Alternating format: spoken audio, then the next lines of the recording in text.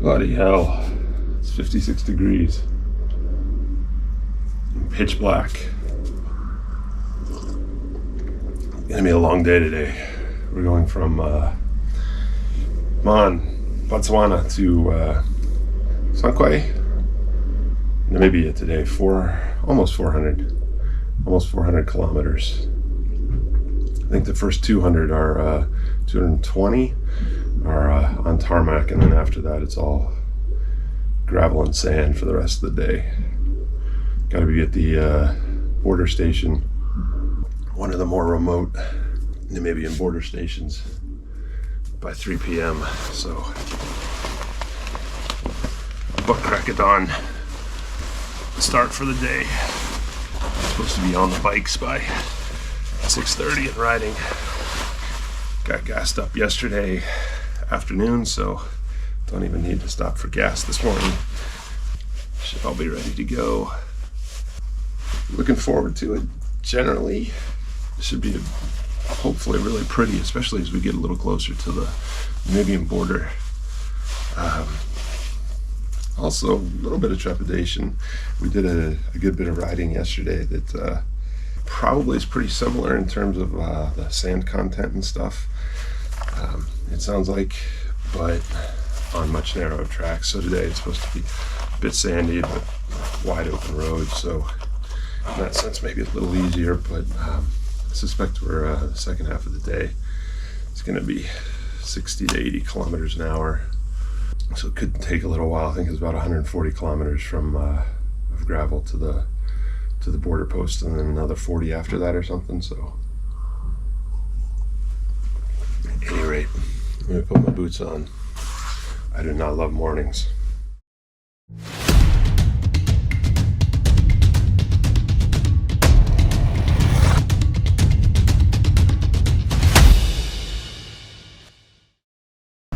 Bloody hell, it's early.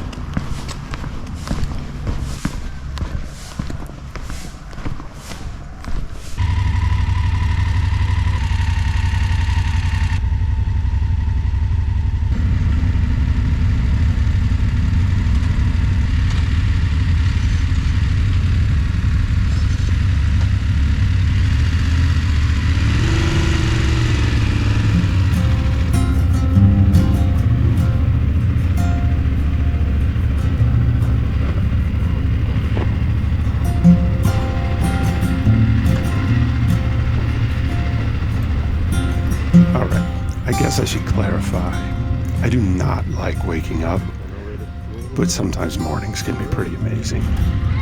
There's a line from a John Ciardi poem that's always stuck with me.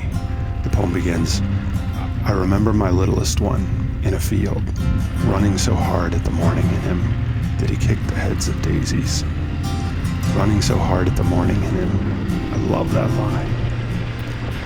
I kind of think that's what this group of middle-aged, world-savvy, slightly grizzled, young souls is doing out here. We're still running at the morning in us, still out splashing in mud puddles, racing dirt bikes in the sand, finding the wildest, quietest, most sacred places and flopping down in them to stare up at the stars. We're running at the morning in us.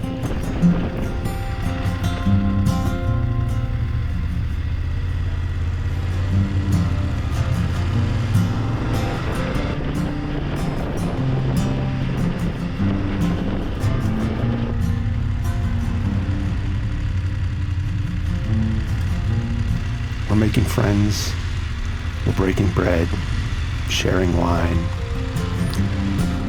maybe finding out a little bit more about ourselves, maybe even polishing some edges by running at the morning in us. You should come run too. You should definitely come run too.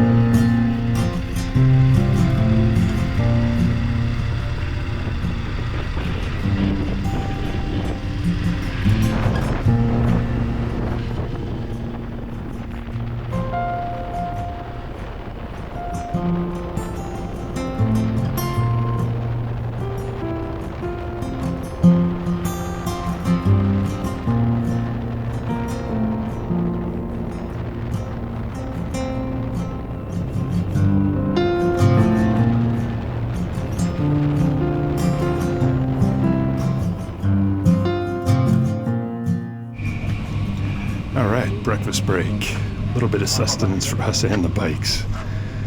Eddie and Hank got the lodge to make us some breakfast sandwiches that we could take with us today, but it's only 8:30. My stomach still hasn't woken up yet.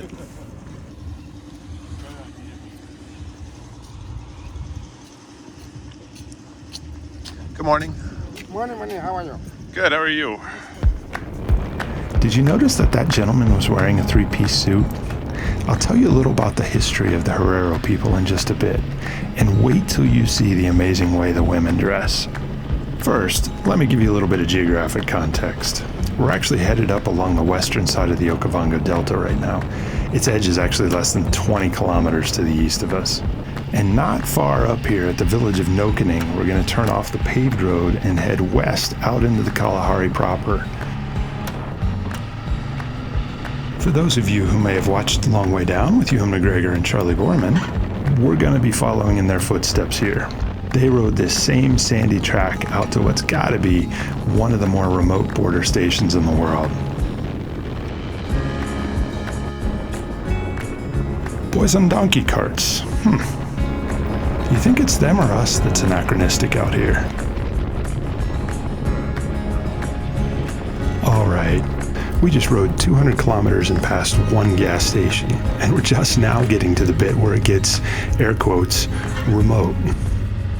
This is us, Dobie Border Station, 140 kilometers.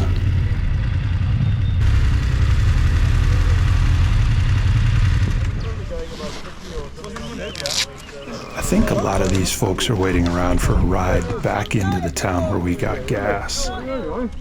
Not sure how much help we can be. We're going bush.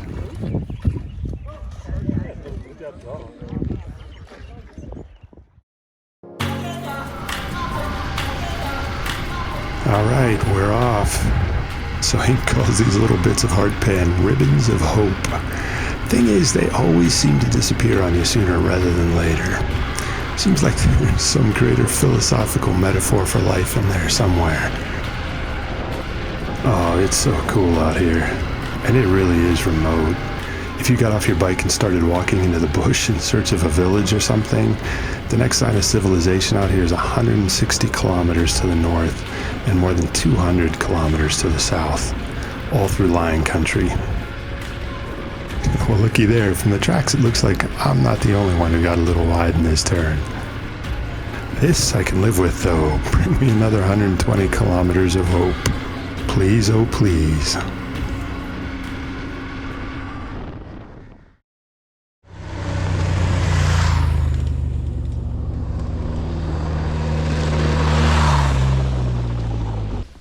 And just to show how powdery this stuff is,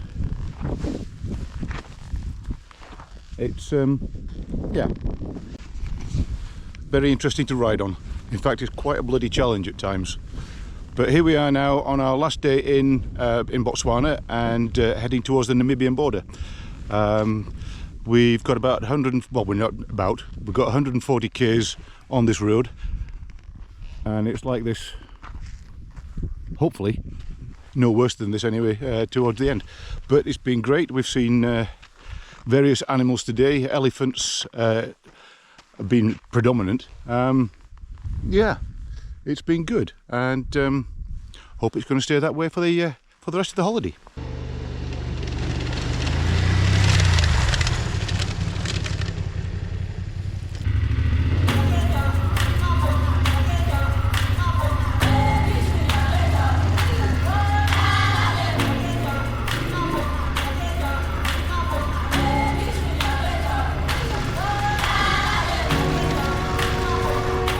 Alright, so I told you I'd tell you a little bit more about the Herero people and why that gentleman back at the gas station was wearing a suit.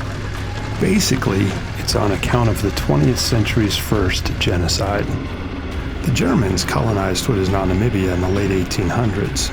Turns out, though, there were already folks living here, including the Himba, Nama, San, and Herero people. In fact, the San people have lived in this area for more than 20,000 years. They speak one of the Khoisan languages that has click consonants. It's absolutely mesmerizing to listen to, just incredibly beautiful. On a previous trip to Namibia, my wife and I gave a ride to two San women whose pickup had broken down out in the Namib, 100 kilometers west of Multahoe. I will never forget the hour we got to spend listening to the two of them talk in the backseat of the Hilux. Sand's getting deep out here. Anyway, the point is that when the Germans got here, there were already people here, and among those were the Herero, and the Herero were pastoralists. They mainly tended livestock, a tradition that hasn't necessarily changed a whole lot in the last 150 years or so. In fact, that looks like a small herd of cattle right there. Secretly, I was kind of hoping that those were the bikes. I've been standing on the tiny foot pegs so long now my feet are starting to kill me. Need some rally pegs on this thing.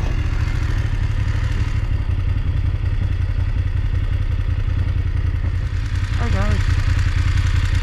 Hi.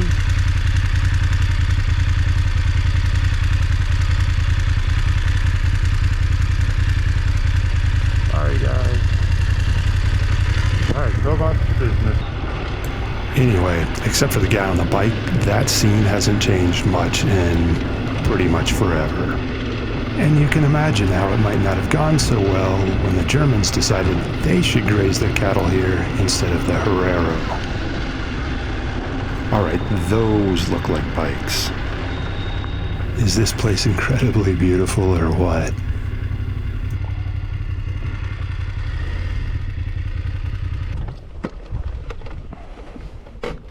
I thought you were behind me. No such luck. I had to stop for those cows. Yeah. Sitting there. I thought they were you guys at first, and then I was like, it doesn't look like bikes. That's rude, we haven't picked up that much weight. Jeez.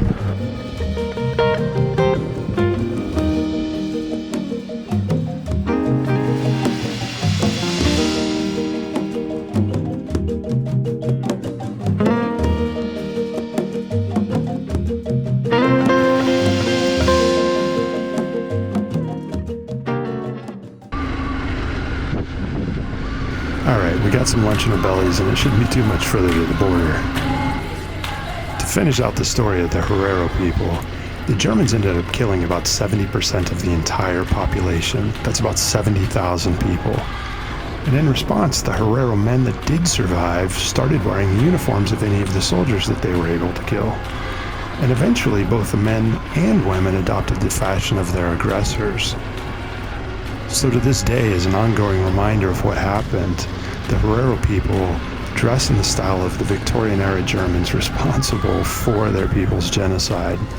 The men wear fancy suits, and the women wear incredibly beautiful and ornate Victorian-era dresses. Ooh, I think that's my turn. Anyway, there's your history lesson for the day. Sometimes it's worth asking why something seems like it might be a little different. Sometimes there's an interesting story there. That's awesome. Zeal's letting all the little kids from the village sit on his bike.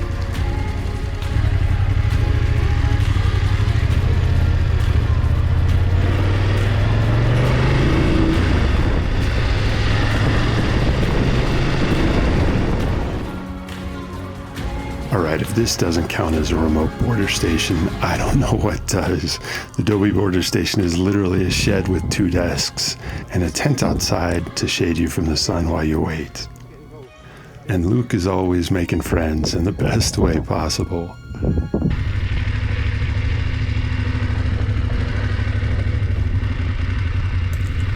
This must be one final quarantine stop to stop the spread of hoof and mouth.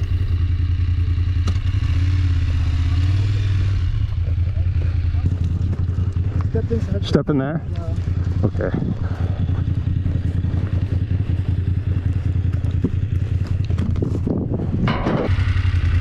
This is, for the record, the same border station that they came through on Long Way Down. It hasn't changed a bit since 2007. It's the same shed.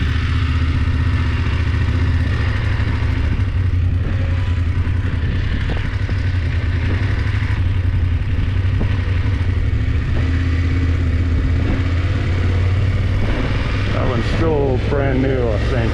So they haven't moved in there yet.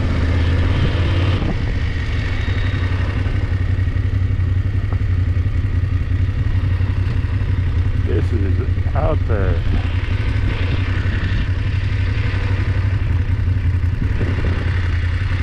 And by out there, I mean really out there. This is the number of people crossing the border in each direction each day. 1, 2, 0.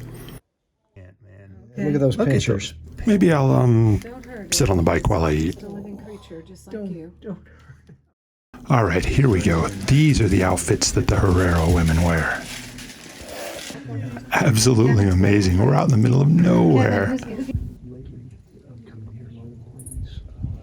We just realized our box lunches might be better spent on somebody other than ourselves. This is a family of the Sand people, by the way. Hank's trying to get Paula's front tire pumped up, but it won't hold air.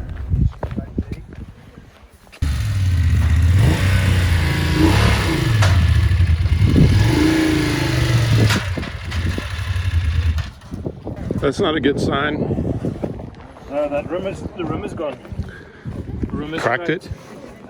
Oh, massive crack on the inside of the rim.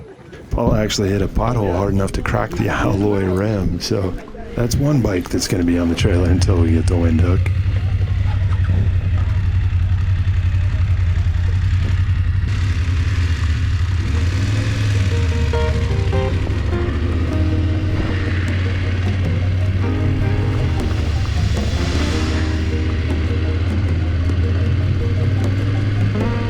All right, back on the road again. I think we only have about 40 kilometers to go to Tsumkwe, and I think it is in one perfectly straight line.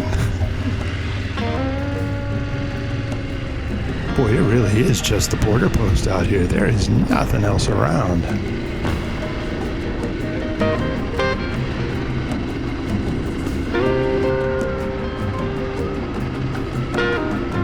What the heck is that?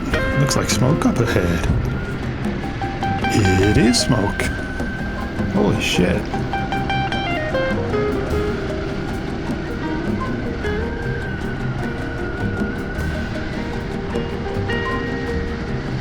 I have no idea whether this was accidentally or intentionally set. I don't know whether they do that kind of controlled burn thing here.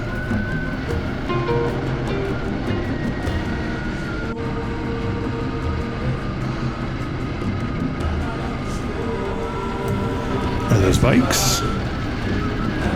Not bikes.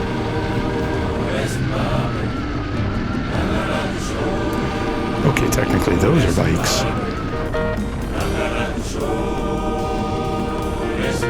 I love that all the little kids come out and wave.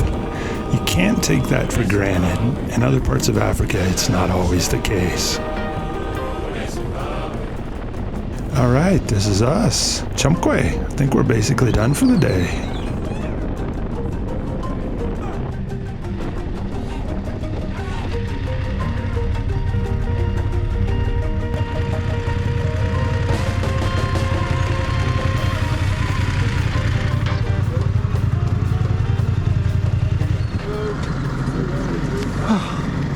I don't know about you, but I'm getting a little knackered.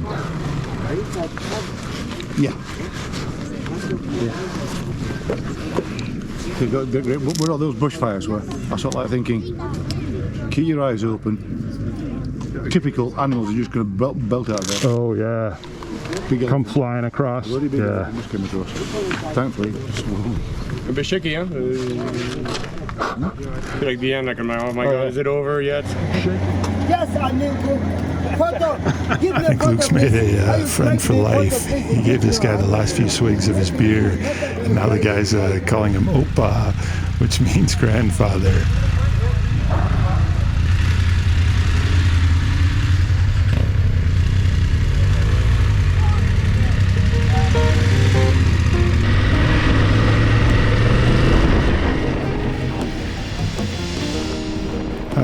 We're just a kilometer or so from the lodge now. Man, it has been a long, solid day.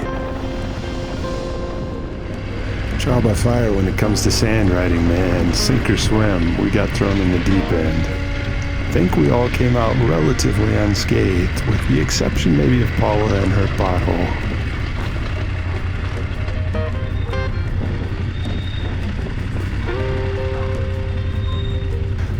right, this looks like it could do.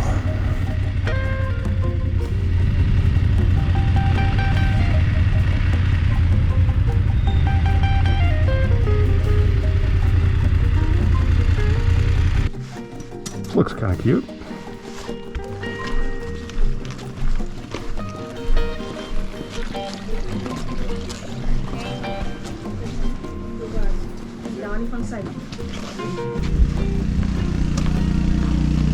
This is my little cabin, cabin number 17.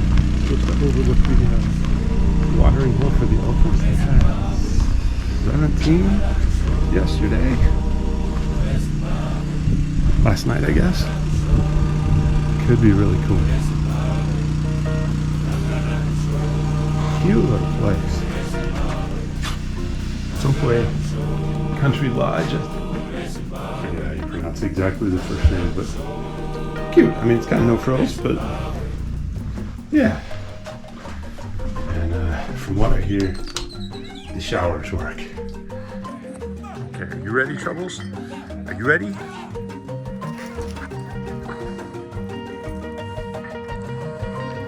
Little shit. You're a stupid human. Make yourself useful and throw my toy.